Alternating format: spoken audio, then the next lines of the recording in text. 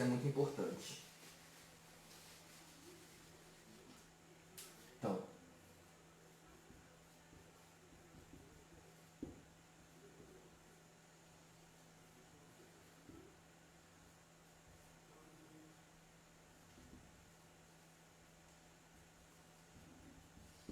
ele se manifesta como um Deus criador. Ele se manifesta como um Deus Espírito, aqui nesse versículo 2, Gênesis 1 vai falar. E o Espírito de Deus se movia sobre a face das águas. E vai ter uma outra descrição que nós veremos daqui a pouco. E eu quero falar ainda sobre isso. Se você olhar no verso 2, fala sobre a água, mas não fala sobre sua criação. E isso é muito interessante. Né? Luiara que queria que a gente falasse sobre tipologia. Aqui, Luiara, está uma tipologia clássica do Espírito Santo, que é a água. Jesus vai falar para a mulher samaritana, se você soubesse quem te pedes água, você me pediria e eu te daria água da vida. Ele vai dizer também, quem crê em mim, do seu interior fluirão rios de água viva. Essas águas, esses rios, Pedro ali quando pede, né, Jesus vai lavar os pés de discípulos, diz, vós já estáis limpos pela palavra. A palavra de Deus, ou seja, a Bíblia, e o Espírito são são a parte literal das figuras representadas pela água. A água representa na Bíblia o Espírito Santo e a palavra. Então você vai ver vários textos que, se você compreende que ali está falando da água, como o Espírito Santo, da água, como a Bíblia, vai ficar muito mais claro o texto para você. Então vamos ter vários textos. Agora eu estou pensando que a gente precisa caminhar, não estou conseguindo lembrar. Mas existem vários textos onde a água está falando do Espírito Santo. A água está falando da palavra de Deus. Então, quando Jesus disse para Pedro, olha, vós já estáis limpos pela palavra. Dá a ideia de que a Bíblia purifica, a palavra de Deus purifica e o Espírito Santo também purifica. Como eu falei dos rios de água viva fluirão no seu ventre, de matar a sede, está falando do Espírito Santo. O Espírito Santo é a nossa conexão com Deus. Eu falei isso na série anterior que nós estávamos falando sobre Jesus na cruz. Jesus disse, tenho sede. Por que Jesus disse, tenho sede? Porque naquele momento, a sede espiritual, a sede de Jesus não era apenas física, mas espiritual. Porque pela primeira vez na história de Jesus, ele não sentiu a presença de Deus. E a falta da presença de Deus gerou nele sede, por causa do pecado. O pecado em nós nos faz sentir falta da presença. É o que a gente costuma dizer. Nós temos um buraco, um vazio dentro de nós que só Deus pode preencher. E nós tentamos preencher com coisas. Ou seja, enquanto estivermos nessa terra, nós temos o Espírito Santo, que pode saciar a nossa fome, a nossa sede espiritual. Mas nós seremos plenamente cheios, plenamente satisfeitos quando o nosso corpo for transformado e não haver mais corrupção em nosso corpo. Nosso corpo não ser mais terreno, ser totalmente espiritual, totalmente celestial. Ali nós veremos Cristo como Ele é, veremos Deus como Ele é, estaremos diante da face dele e seremos totalmente completos, plenos. Então nossa sede de Deus vai sanar só na eternidade. Então a água é uma figura clássica do Espírito Santo. Então a gente viu aqui, né, nas profundezas da água. E interessante isso, que eu vi um vídeo falando sobre que, além de não haver descrição da água, a água é praticamente indestrutível. É só você ver. A água ela lança do fogo. O fogo é um grande poder, né? A água é capaz de apagar o fogo.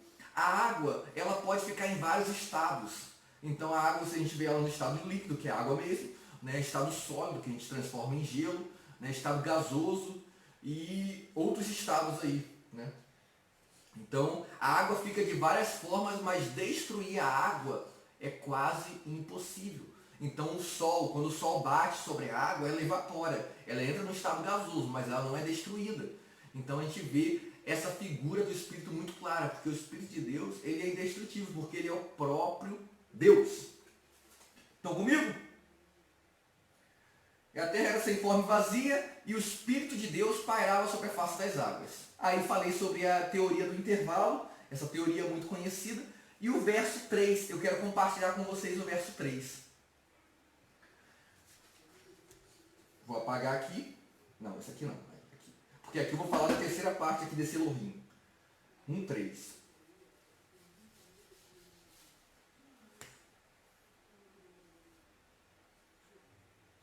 E disse Deus, ou e Deus disse, depende da sua versão. E disse Deus, haja luz e houve luz.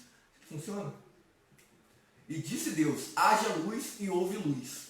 Então, no verso 1, Deus é esse Bará, aqui, tem um Hzinho, que é o Criador. Ele vai se apresentar no verso 2 como o Espírito de Deus. E aqui, ele é uma palavra, ou ele é um verbo. E Deus diz, Deus fala, ele libera essa palavra. Então, é o palavra ou verbo. E aqui está muito claro as três formas que Deus se manifesta. Na pessoa do Pai, ou Deus Criador, na pessoa do Espírito Santo, Consolador,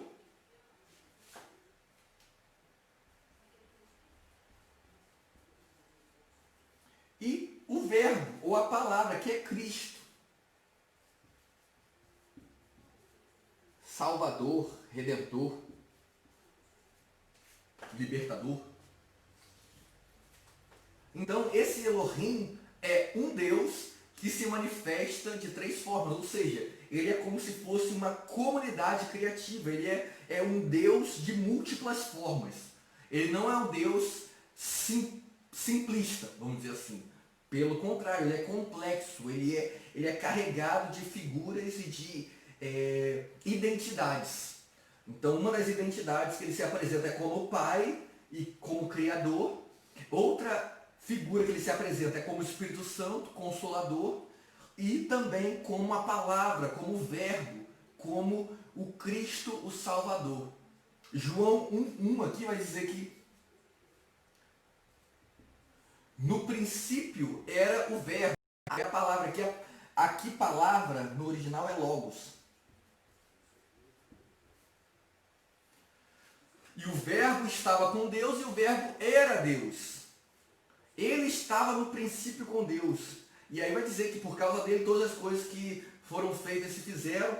Ou seja, essa palavra, esse verbo em que Deus diz, em que Deus libera, em que ele cria, é Cristo.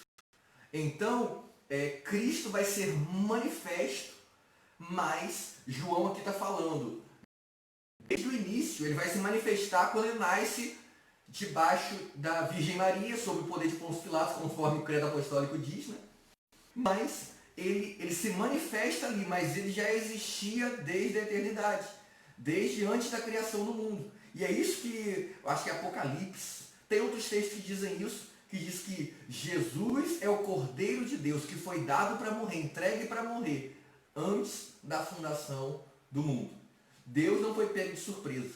Deus sabia que o homem poderia errar. E nós vamos chegar lá, não vou adiantar aqui a história, porque isso aí é uma coisa polêmica, é uma coisa que a gente gosta de falar, então eu vou devagar. Então, eu vou tentar organizar aqui, que eu dei uma bagunçada, eu vou tentar organizar. Vocês entenderam aqui o Elohim, que é deuses, na verdade é um Deus só que se manifesta de diversas formas, né? Entenderam? Então vão comigo aqui, dentro de Oriza. Eu vou diminuir isso aqui, porque eu gasto muito espaço com coisa que vai ficar aqui. Entendeu? Eu preciso escrever.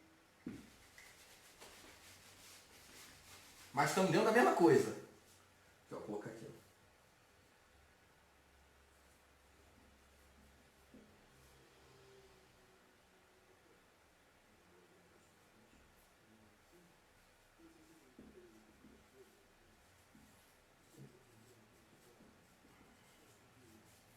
Gênesis 1, origem do universo.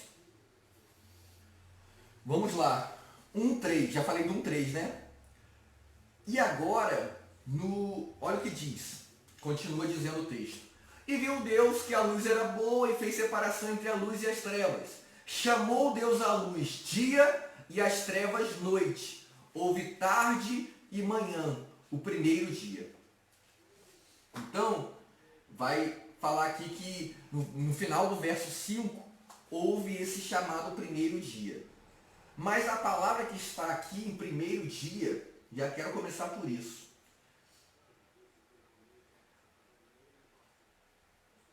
Deixa eu fazer um quadrinho aqui, né? Dia 1.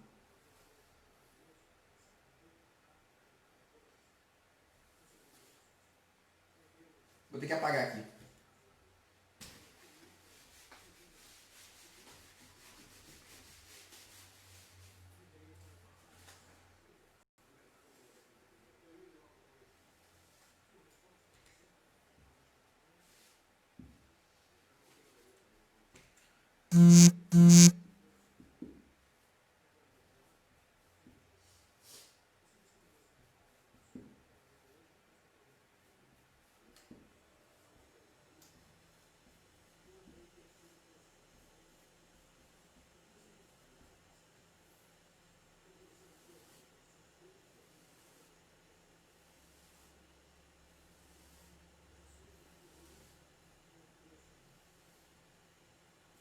Deixa facinho para eu escrever aqui. A palavra que aparece aí como primeiro dia é Eshad Yom.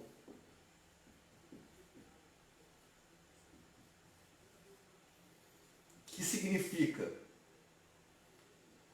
sinceramente, um dia.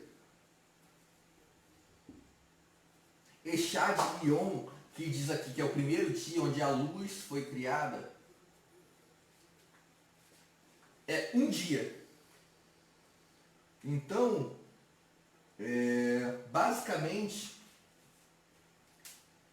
aqui, como que eu posso dizer isso?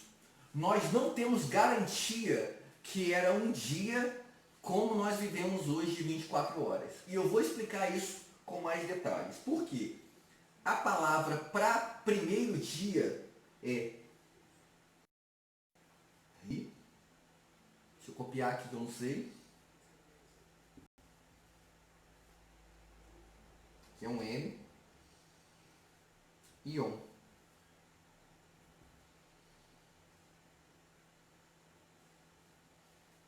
Primeiro dia. E tem essa referência lá em Levítico 23, 40. Primeiro dia, Rishal Yom. Eshad Yom, na verdade, fala de um dia. Então, possivelmente não era um dia de 24 horas. Possivelmente esse um dia aqui, do Eshad Yom, era mais de 24. Aí a gente entra naquele texto, tem as pessoas que vão pro versículo lá de Pedro que diz, porque para Deus um dia é como 1000 anos e 1000 anos é como um dia. Querendo dizer que possivelmente aqui nesse primeiro dia pode ter se passado 1000 anos. Eu não sei, eu não tenho esse conhecimento bíblico para dizer que é isso. Mas fica claro para nós que a palavra que é traduzida aqui para primeiro dia é porque o autor, que é Moisés, o autor do Gênesis, ele queria dar uma ideia de que estava se começando a criação. Então, esse foi o primeiro dia, a primeira parte da criação. Nesse sentido, foi um dia da criação, como a criação começou. E no dia 1, apenas a luz é criada. E a gente continua, ó. E disse Deus, verso 6, que eu tenho que correr, eu não sei nem quanto tempo que eu já estou aqui. Meu Deus, tem que correr. E disse Deus, haja firmamento. Firmamento aqui é raquia. E isso é muito interessante. Oh meu Deus, eu falo muito, aleluia.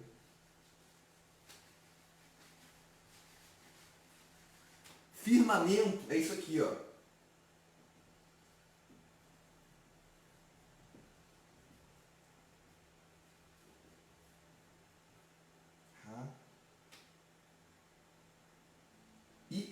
Y. Deixa eu ver.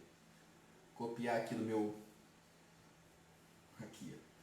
Que significa superfície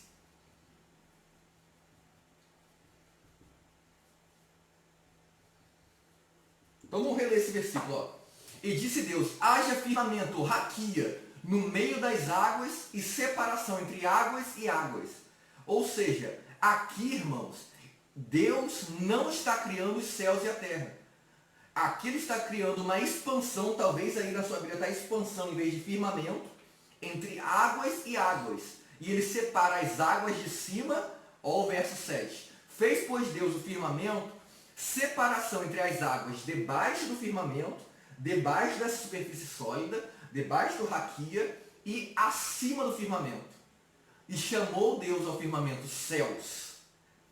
Houve tarde e manhã, o segundo dia. Ou seja, aqui a terra ainda não foi criada, a superfície sólida, a terra onde nós caminhamos, onde nós vivemos, não foi criada. Deus vai fazer um firmamento nos céus e uma separação entre as águas acima do firmamento, que eu creio, irmãos, não está aqui dizendo isso, mas eu não creio que sejam as nuvens, porque as nuvens não são superfície sólida. Se você já andou de avião, o avião passa pelas nuvens e ele não cai, ele não bate e explode, né? Não é uma superfície sólida. Então aqui está dizendo que a expansão é uma superfície sólida. Então não são as nuvens, mas vai separar as águas acima do firmamento e as águas abaixo do firmamento. E vai chamar esse firmamento, essa separação, os céus. Então aqui a gente pode colocar como divisão das águas. O ar.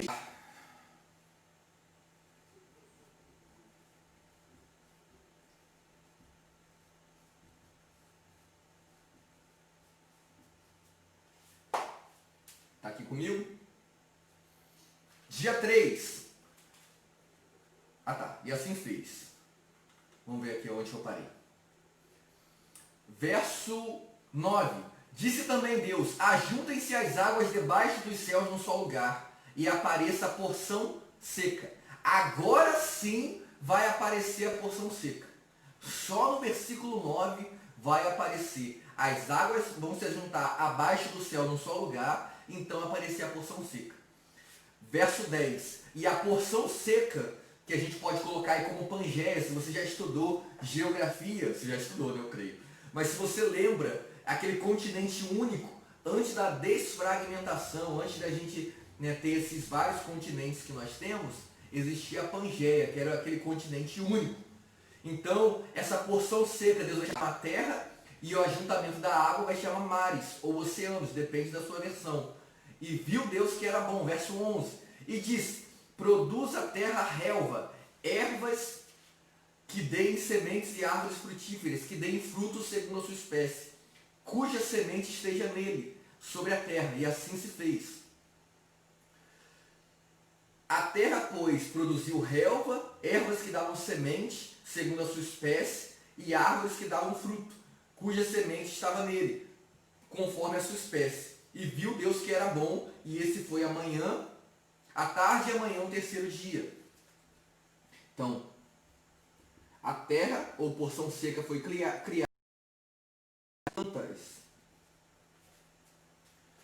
Vamos continuar? Disse também Deus, verso 14, haja luzeiros no firmamento dos céus, para fazerem separação entre o dia e a noite.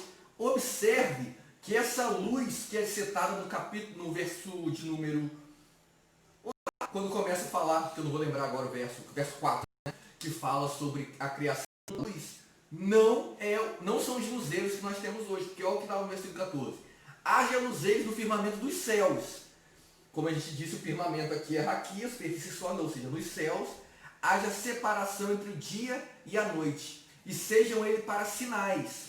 Se a gente leu nesse tempo de coronavírus, Joel 2, né, e Joel vai falar sobre a lua que se transforma em sangue, o sol que vai escurecer. Então Jesus, quando vai falar dos sinais da sua vinda, fala desses sinais, dos firmamentos no céu. Ou seja, os firmamentos do céu, os luzeiros que estão no firmamento do céu vão cair, vão perder o seu sentido, o seu valor.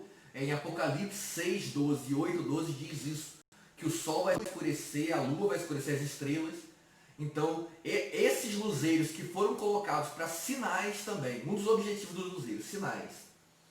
Outro objetivo, para estações, e a palavra para estações é moed.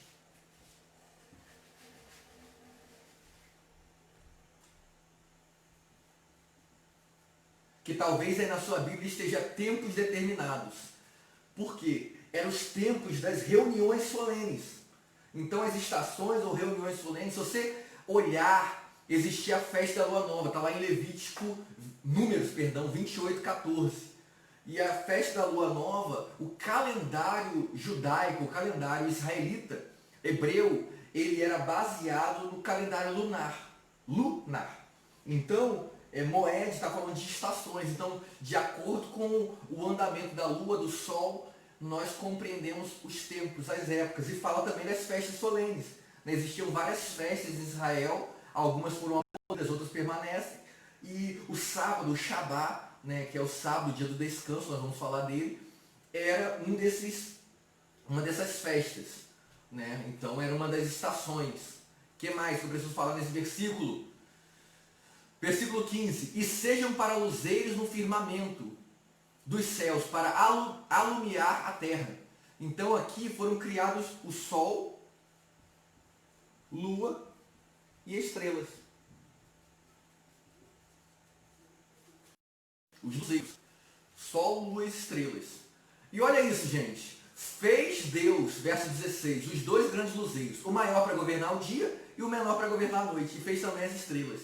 Ou antes da ciência descobrir que o Sol era maior que a Lua, não são de tamanhos semelhantes, porque se você olhar, principalmente no eclipse lunar, quando você olha, dá a ideia, por causa de onde nós nos posicionamos no planeta Terra, dá a ideia de que eles são de tamanhos semelhantes, quando um tampa o outro. Eu esqueci a palavra. Mas um sobrepõe-se ao outro. Então dá a ideia de que são do mesmo tamanho, olhando a olho nu da Terra. Mas antes da ciência descobrir que o Sol ele tem um tamanho maior que a da Lua, a Bíblia já dizia isso lá em Gênesis 1:16. Verso 17. E os colocou no firmamento dos céus para iluminarem a terra, para governarem o dia e a noite, e fazerem separação entre a luz e as trevas. E viu Deus que isso era bom. Houve tarde e manhã, o quarto dia. Agora, pensa comigo. Se nós usamos o sol, a lua, para definir o que nós chamamos de dia, então como que a gente vai saber que até o dia 3 foram de fato dias de 24 horas como são os nossos dias de hoje? Não tem como saber. Deus abençoe vocês por aqui. Tô brincando, voltei. Então não tem como saber que são de fato dias de 24 horas. Então aí há a possibilidade, principalmente dos 3 primeiros dias, terem levado outro tempo diferente do tempo cronológico. Porque hoje, quando o sol se põe e escurece, nós sabemos que a noite se iniciou. E quando o sol nasce novamente, quem gosta de nascer do sol, de pôr do sol, fica apaixonado com esse, principalmente no outono, aquele alaranjado bonito, a gente sabe que é um novo dia. Mas se ainda não tinha luzeiros no céu, como ia saber que tinha acabado um dia e tinha iniciado o outro? A gente só sabe que a Bíblia diz. Então a gente não sabe se era de fato de 24 horas. E a palavra Yom, quero falar isso muito rapidamente, que é usada para dia,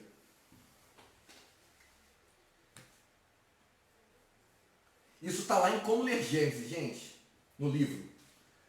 Pode ser usado para um dia de 24 horas. Pode ser usado para um dia que não tem uma definição de horário, como esse dia aqui, que a gente não sabe se eram 24 horas. E pode ser usado para muito tempo, ou vamos dizer assim. Yom também é usado para dias, vamos dizer assim, no plural. Então, se você olhar o texto lá de Pedro que diz, para Deus um dia é como 1000 anos. Esse dia, na verdade, são dias. Pode ser dias, porque é Yom. Então pode ser 1000 anos. Olha isso.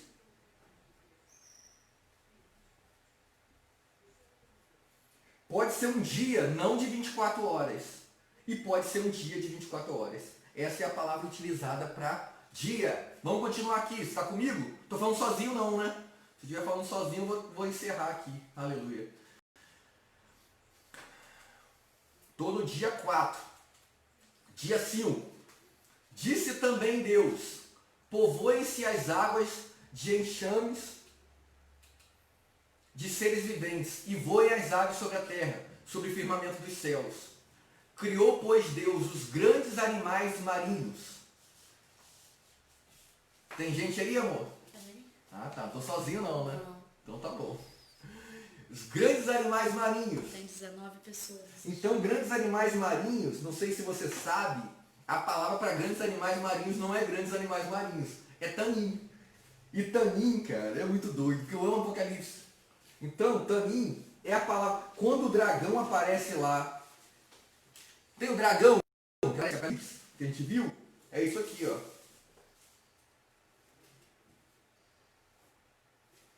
Que no grego é Drácon, né?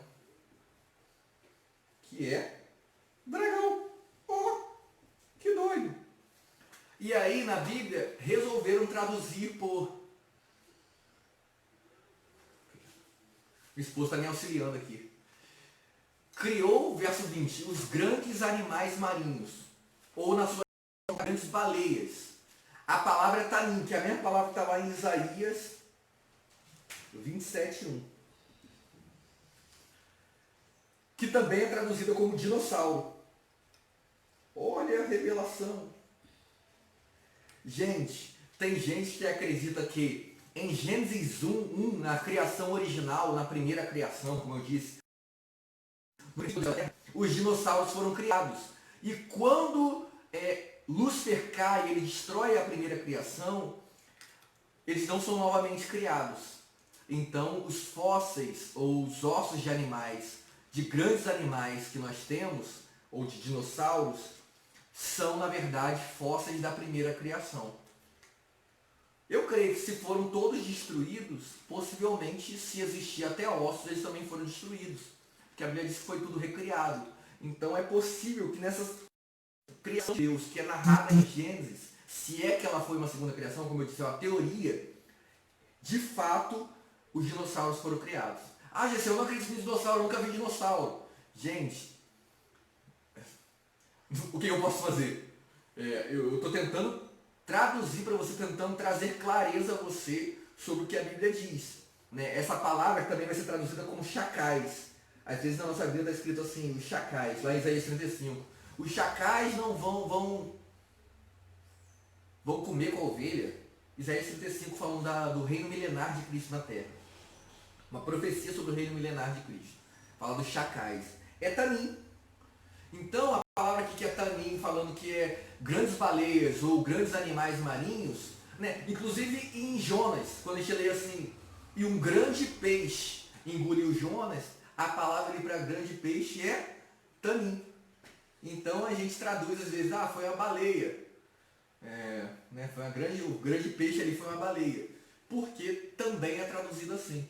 Em outras versões está chacais, está crocodilos, monstros marinhos. Quando a gente lê Jó e fala do... Como que aquele monstro homo grande Jó, que eu podia ter anotado aqui, esqueci, não é Beelzebu não, é um monstro gigante lá de Jó, que parece com um touro, com um bicho, é o... De Jó? De Jó, que diz que... eu não lembro agora o nome, está lá no final de Jó. Você sabe do que eu estou falando. É um ser bizarro, um ser muito grande. Essa palavra que está ali é tanim, que às vezes é traduzido como hipopótamo, crocodilo, né? Traduzido como outros animais, mas é tanim que está ali. É a mesma palavra usada aqui na criação para animais, grandes animais marinhos. Vou continuar. Também foram criados todos os seres viventes que rastejam, os quais povoavam as águas segundo as suas espécies, e todas as aves segundo a sua espécie. E viu Deus que era bom. Verso 21. E Deus os abençoou, dizendo, sede fecundos, multiplicai-vos e enchei as águas dos mares, e na terra se multipliquem-se as aves. Houve tarde e amanhã o quinto dia. Então nesse quinto dia, os peixes e as aves foram criadas. Ah, Gessé, você acabou de falar que tanim não é simplesmente peixe, pode ser dinossauro, pode ser dragão, mas, de forma mais clara, são os peixes e as aves, os seres das águas e os seres do ar.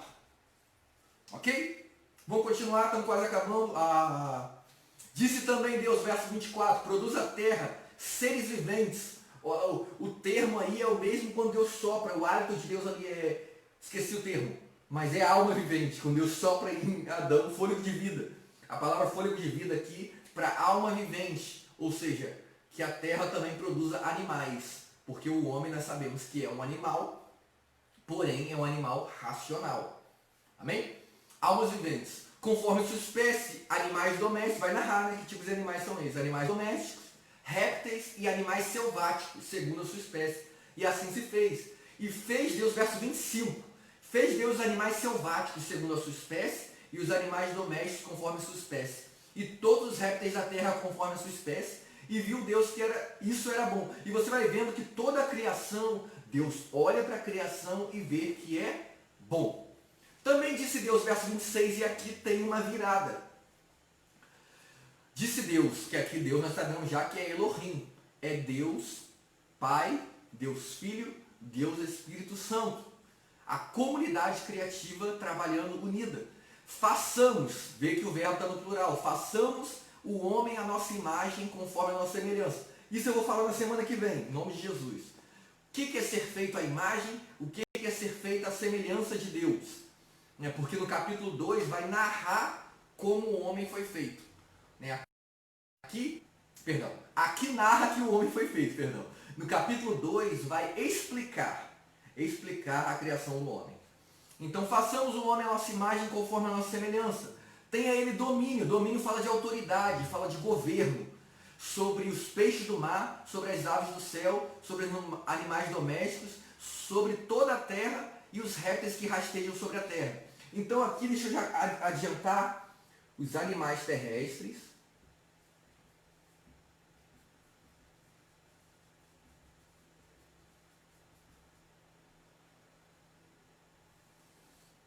E o homem é criado, os homens, o homem, vou colocar aqui homem, como humanidade.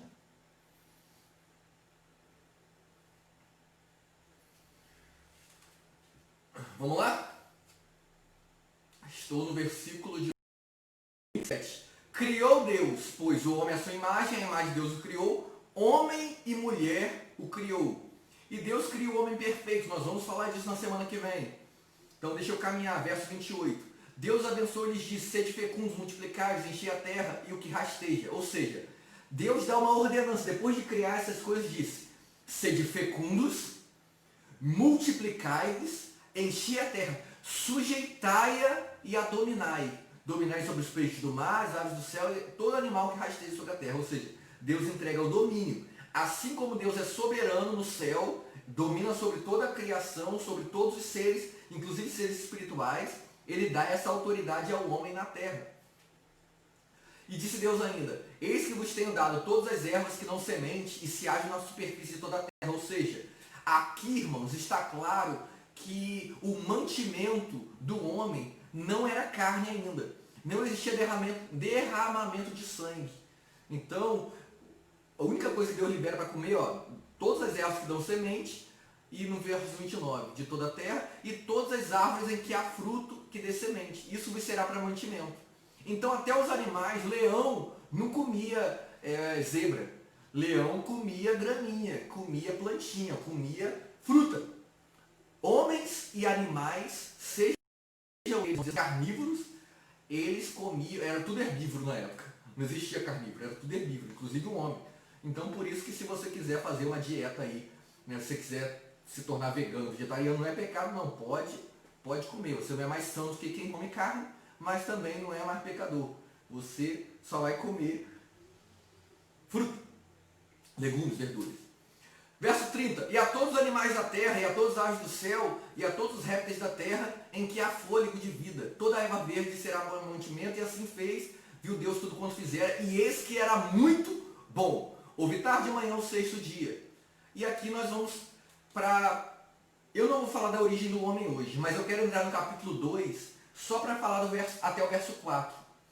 Assim, pois, verso 2, capítulo 2 de Gênesis, verso 1 a 4. Assim, pois, foram acabados os céus e a terra e todo o seu exército. E havendo Deus terminado no sétimo dia a sua obra que fizera, descansou nesse dia de toda a sua obra que tinha feito. E abençoou Deus o sétimo dia e o santificou, porque nele descansou de toda a obra como o Criador fizera. Esta é a gênese dos céus e da terra quando foram criados, quando Deus o criou. E aqui é o último dia, ou o sábado, que é o descanso, o Shabá. E eu acho que eu vou terminar por aqui, porque na semana que vem eu vou fazer a explicação desses dias aqui. Porque a gente já se prolongou bastante. Minha esposa já me falou aqui que eu já tenho algum tempo que eu estou falando. 1h25. 1h30. 1h30 que eu estou falando.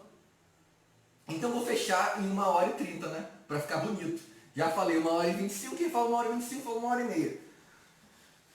Deixa eu terminar aqui, rapidinho. Gente, vamos observar algo. Que o dia 4, ele vai preencher o dia 1. O sol e as estrelas falam da luz. O dia 5 vai preencher o dia 2. Porque os peixes e as aves está exatamente nessa divisão que é feita no firmamento do céu e no firmamento de baixo. As águas de cima e as águas de baixo. Águas e ar. Os dois firmamentos. Raquia, nós vimos aqui. E aqui, o dia 6 vai preencher o dia 3. Ou seja, os animais terrestres, né, sobre a terra, junto com as plantas e o homem. Então, onde eles vão viver e do que eles vão se alimentar. Então, nós vemos que a criação ela está toda relacionada.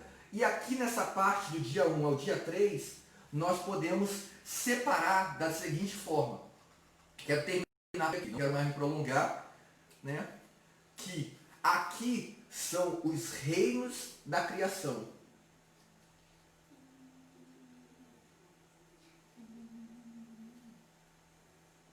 Reinos. E aqui as criaturas reinantes. Dia 4 a 6.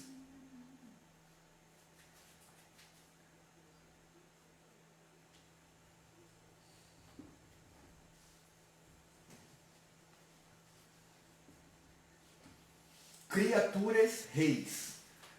Dos dias 1 a 3 são os reinos da criação e dos dias 4 a 6 as criaturas que vão reinar sobre esses reinos. E eu vou terminar por aqui porque na semana que vem nós vamos aprofundar